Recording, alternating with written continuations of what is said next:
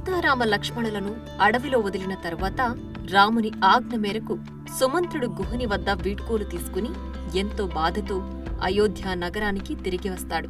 అంతఃపురానికి వెళ్లి తండ్రి దశరథునికి జరిగినది వివరిస్తాడు. దశరథుడు రాముడి కష్టాన్ని తలుచుకుని తాను చేసిన పొరపాటును గుర్తుకు తెచ్చుకుని కృశించిపోతుంటాడు. అయితే దశరథుడు తన యవ్వనంలో శబ్ద వేద విద్యలో ప్రావీణ్యం కలవాడు.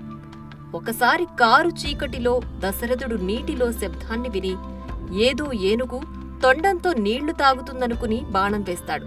అయితే ఆ శబ్దం వచ్చేది ఒక ముని కుమారుడు అంధులైన తన తల్లిదండ్రుల కోసం కుండలో నీరు పట్టడం వల్ల. కాగా దశరథుని బాణానికి ఆ మునికుమారుడు మరణిస్తాడు. పశ్చాత్తాపంతో దశరథుడు ఆ మునికుమారుని తల్లిదండ్రులకు తన వల్ల జరిగిన తప్పిదాన్ని చెబుతాడు. వారు కొడుకు మరణం గురించి తెలుసుకుని శవంపై పడి ఏడుస్తారు. తన కుమారుడి మరణానికి కారణమైన దశరథుడు కూడా పుత్ర శోకంతోనే కాలం చేస్తాడని ముని శపిస్తాడు.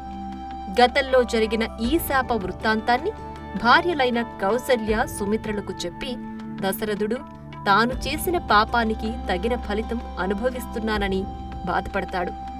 రాముని కోసం విలపిస్తూనే మృతి చెందుతాడు.